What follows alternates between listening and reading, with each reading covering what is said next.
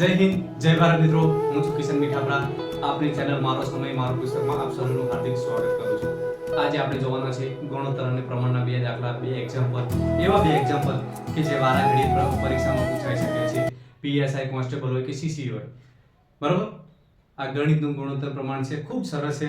ચલો જોઈએ, આપણે એકવાર રકમ વાંચીએ કે 782 રૂપિયાના 1/તૃતીયાંશ, 2/તૃતીયાંશ, 3/ચતુર્થાંશના પ્રમાણમાં વહેંચવામાં આવે તો પ્રથમ ભાગમાં કેટલા રૂપિયા આવે?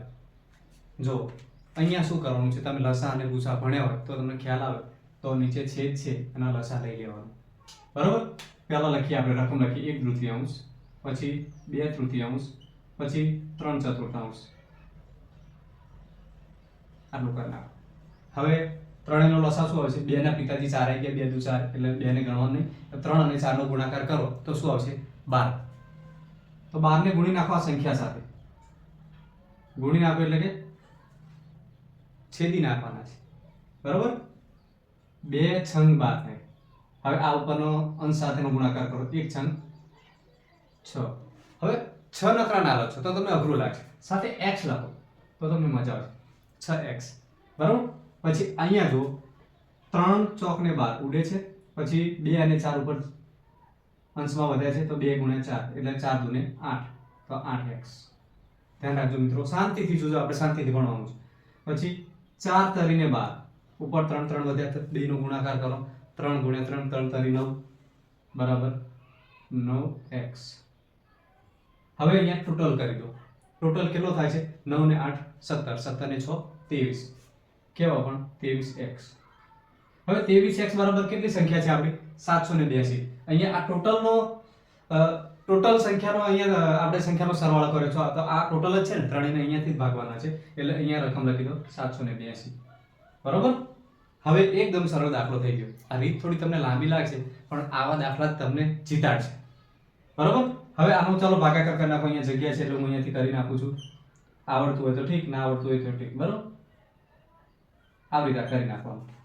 34 આવે છે મને ખબર છે, પણ શું કરવાનું છે, આપણે ભાગવાનું છે. 23 તારીખ 69. જોજો કેટલા વાગે? 70 ને 8 ને 9 વધે. 9 ને ઉપરથી 2 આવશે એટલે ભાગ ચાલુ ને એટલે 2 ઉતરશે.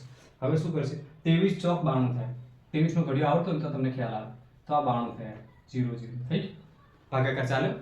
હવે આ બધું પૂછી નાખો. શું જવાબ આવ્યો? 34. હવે આ બધી સંખ્યા સાથે ગુણો. 34 ગુણ્યા 34 ગુણ્યા 34. શું પૂછ્યું છે આપણે? પ્રથમ ભાગમાં કેટલા રૂપિયા આવે? તો પ્રથમ ભાગમાં આ રહ્યો 6 ગુણ્યા 34, 6 તારી 18 અને 6 ચોક ને 24, 204 રૂપિયા આવે. જવાબ આવી ગયો આપણો. પણ હવે બધાયનું પૂછ્યું હોય તો આપણે બધાયનું કરશું કાયદેસર, અને જવાબ 782 આવે છે કે એ જોવાનો છે, ટોટલ સરવાળો. બરોબર? હવે 8 તારીને 24 240, પછી 8 ચોક ને 32 એટલે કે 272 રૂપિયા થઈ ગયું. હવે 9 તારી 27 270 રૂપિયા અને 9 ચોક ને 36 એટલે 306 રૂપિયા. હવે આ 782 રૂપિયા થાય છે કે નહીં એ આપણે જોવાનું છે. 6 ને 4 10, 10 ને 2 12 નો પકડો, વધી 1, 7 ને 1 8, 3 ને 2 5, 5 ને 2 7, 782 થઈ ગયું. આવી ગયો ને મિત્રો જવાબ? તો આવી એકદમ સરળ રીત છે. થોડું લાંબુ પડશે તમને, પણ આ રીતે કરશો તો તમે ક્યારેય ભૂલશો નહીં. રીત નહીં ભૂલાય. બાકી જવાબ ઉપરથી તમે કરી શકો છો. બરોબર? 6 ના ગુણાંકમાં નીચે કોઈ જવાબ આપ્યો હોય તો થઈ શકે છે. જો આ 6 ના ગુણાંકમાં છે 204, આ 8 ના ગુણાંકમાં જ હશે, આ 9 ના ગુણાંકમાં જ હશે. એવું તમે જવાબ ઉપરથી કરી શકો છો, પણ આપણે અહીંયા જવાબ આપ્યા નથી એટલે આખો દાખલો કર્યો. તો પ્રથમ ભાગમાં કેટલા આવશે? 204. અહીંયા કદાચ એવું પૂછ્યું હોય કે બીજા ભાગમાં કેટલા આવશે? તો 272. તો લખ્યું કે ત્રીજા ભાગમાં કેટલા આવશે? તો 306. ભલે ને ગમે તે પૂછે, આપણને આવડે છે 3 એ 3 એટલે કોઈ સવાલ જ પેદા થતો નથી. તો એવો ને એવો દાખલો અહીંયા બીજો લીધો છે આપણે. તો હવે તમને પ્રેક્ટિસ વધારે પડશે. હવે શું કરવાનું છે? નીચેનું લસા લઈ લેવાનું છે. ચાલો લઈએ. 1/તૃતીયાંશ રકમ તો વાંચી ને સેમ જ છે, પણ ચલો આપણે પહેલાથી કરીએ. 3 મિત્રો વચ્ચે રૂપિયા 391, 1/તૃતીયાંશ, 2/તૃતીયાંશ, 3/ચતુર્થાંશ ગુણોત્તરમાં વહેંચતા બીજા મિત્રના ભાગે કેટલા આવે? આવો સવાલ છે તમને. તો આપણે આગળ કર્યું તો એવું જ કરી નાખીએ. અહીંયા શું લઈ લઈશું? આપણે લસા લઈ લઈશું. 2 ના પિતાજી 4 છે એટલે નહીં આવે. 3 અને 4 નો ગુણાકાર કેટલો 12 થાય. તો બધાને 12 થી ભાગી નાખો. અહીંયાથી ભાગી 2 6 12 એટલે 6 વધ્યા 6x. અહીંયા 3 ચોક 12 અને 4 દુ 8 એટલે 8x. ઉપર 2 અને 4 વધ્યા ત્યાં એના 8 આવ્યા. પછી એવો સવાલ ના થવો જોઈએ કે 8 ક્યાંથી આવ્યા 2 અને 4 માં. બરોબર. આ જો અહીંયા છેદ ઉડે છે 4 તરી 12. હવે 3 અને 3 વધ્યા છે એટલે 3 તરી 9 એટલે 9x. કેટલા થયા? આ પણ લગભગ 23x થશે. 9 અને 8 17 17 ને 6 23 23x. બરાબર. કેટલા છે ટોટલ આપડા? 391 રૂપિયા. બરોબર. હવે આને ભાગી નાખો. ભલે કઈ ના આવડે, ઘડિયો નહીં આવડે ને, યાદ ના આવે તો આ રીતે ભાગતા તો આવડે છે ને તમને. 391 અને અહીંયા 23 23 એકા 23 કેટલા વધ્યા? 7 અને 9 કેટલા થયા? 16 ઉપરથી વધી 1. બરોબર. 23 7 ને 161. મને 23 નો ઘડિયો આવડે છે એટલે ખ્યાલ છે. 23 7 161 થઈ ગયું. તો હવે આપણે 17 ને ગુણી નાખવાનું, બધાને ગુણી નાખવાનું છે. ભલે એકનું જવાબ કીધો આપણે, અહીંયા 17 અહીંયા 17 અહીંયા 17. બરોબર. 17 6 કરો 60 6 7 42 102. હવે મોઢે કરો તમારે. ઘડિયો ના આવડતો હોય તો યાદ કરો. મેં કેવી રીતે કર્યું એ કહું. 8 ગુણ્યા 17. ભલે સમજો કે મને નથી આવડતો, 17 નો ઘડિયો નથી આવડતો, તો કેવું કર્યું મેં? 8 10 વખત કેટલા થાય? 80 વખત. એટલે 80 અને 80 થાય. અને 80 માં 80 અને 7 નો ગુણાકાર કે 8 અને 7 નો ગુણાકાર 7 8 56. 56 માં 80 ઉમેરી દો કેટલા થાય? 136. અહીંયા 136 થયા. બરોબર. હવે 17 નવા ભલે ના આવડતો 153 થાય મને ખબર, ભલે ના આવડતો પણ કેવું કરો 9 વખત લો એટલે 90 થયા અને 7 નવા 63 એટલે 153. આપણો જવાબ તો આવી ગયો છે મિત્રો. બીજા મિત્રના ભાગે કેટલા? 136. પણ આપણે બધું આખો દાખલો કરીએ છીએ કેમ? તમને સમજણ પડે એટલા માટે. હવે આ 391 થાય છે કે કેમ એ જોવાનું છે આપણે. તો આપણો જવાબ સાચો, બાકી ખોટું. બરોબર.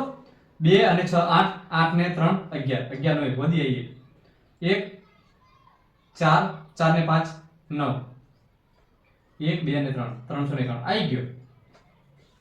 તો જવાબ સાચો. તો આવી રીતના દાખલા તમને આવશે અઘરામાં અઘરા. આ છેલ્લી ક્વોલિટીનો મને મારા ખ્યાલ મુજબ કોન્સ્ટેબલ માટે ગણો તો છેલ્લી ક્વોલિટી થાય. બરોબર. અને જવાબ ઉપરથી કરવો હોય તો એકદમ સરળ રીતે થાય મિત્રો. કેમ કે અહીંયા નીચે જવાબ આપ્યો હોય બીજા મિત્રના ભાઈ તો 8x તમને આ ખ્યાલ હોય, આટલું તમે કરી શકતા હોય. બરોબર. આટલું તમે કરી શકતા હોય તો શું થાય? તમને 8x મળી ગયા તો 8 ના ગુણોત્તરમાં નીચે જવાબ મળશે તમને. એ 100% છે અને એમને આપવું જ પડશે. સમજ્યા? અને ના આપે તો જવાબ ખોટો ગણાય. એટલે 8 ના ગુણોત્તરમાં કે 6 ના ગુણોત્તર જે પણ જવાબ પૂછ્યો એના ગુણોત્તરમાં આપવું જ પડશે. તો જવાબ સાચો ગણાય, તો જ દાખલો સાચો ગણાય, બાકી ખોટું. બરોબર. તો આ હતા ગુણોત્તર પ્રમાણ. એકદમ આ અઘરામાં અઘરી રીત હતી કોન્સ્ટેબલ માટે હો. પછી ક્લાર્ક માટે, સીસી ના ગ્રુપ બી માટે અઘરામાં અઘરી, પીએસઆઈ માં તો પૂછાય ત્યાં આનાથી અઘરા, પણ શું છે આ કોન્સ્ટેબલ માટે અઘરામાં અઘરી રીત. બરોબર. એટલે ધ્યાન રાખજો મિત્રો. એકદમ સરળ રીત છે. ખાલી આ થોડીક માથાકૂટ છે તમારે કે લસા લેવાની અને આ x વાળું યાદ ના રહે, એ બધું થોડીક ટ્રીક તમે 2-4 વખત આવા દાખલા ગણશો એટલે આવી જશે. અને આવા દાખલાનું ગણવાનું કારણ એક જ, તમને હું ડિમોટિવેશન કે ભારે બતાવીને હું તમારી શું છે ફિરકી નથી લેતો ચાલો ભાઈ હું આમની મજાક કરું, કામ કરું, આમની પરીક્ષા લો, પરીક્ષા નથી લેતો. આવા દાખલા ગણવાનું કારણ શું? આવો એકાદ દાખલો પૂછાશે, 1 અથવા 2 આખી પરીક્ષામાં તમારે. પણ આ 1-2 દાખલાનો જવાબ ઘણાને નહીં આવડે ને ઘણાને આવડ્યો છે એ હજારો વિદ્યાર્થીઓની સાઈડ કાપી લે છે. સમજ્યા? કોઈને સમજો કે 80 માંથી અમુકને 75 આવ્યા તો અમુકને આ 2 દાખલા આવડી ગયા તો 70. પણ આનો નાનો ગેપ કેટલો થશે ખબર? 2-2000 વિદ્યાર્થીનો ગેપ જતો રહેશે. 2-3-3000. સમજે? આ 3000 પાછળ જતો રહે, આ 3000 આગળ જતો રહે. આવા દાખલા શીખવાનું કારણ આ. અને તમારી પાસે પુષ્કળ ટાઈમ છે. હજુ 6ઠા મહિનામાં તમારી જૂનમાં કદાચ કોન્સ્ટેબલની એક્ઝામ આવશે. પીએસઆઈ ની તો સમજો મહિનો આડો રહ્યો છે, મહિનો કે 1.5 મહિનો. એપ્રિલના ત્રીજા સપ્તાહમાં લેવાની છે એટલે 15 દિવસ છે ને, ત્રીજો મહિનો આખો એટલે 1.5 મહિના જેવું રહ્યું છે. અને આ 6-7 દિવસ, 6-7 દિવસ તો નહીં ગણવાનું પણ તો 1 મહિનો ને 20 દિવસ જેવું મિનિમમ રહ્યું છે. એટલે પીએસઆઈ ને પણ આ પૂછાઈ શકે છે. બરોબર. આ પીએસઆઈ માંથી જ મેં લીધા છે દાખલા. તો મળીશું હવે આવતા નવા વિડીયોમાં. ત્યાં સુધી જો વિડીયો ગમે તો લાઈક કરો, શેર કરો, ચેનલ સબસ્ક્રાઇબ કરો.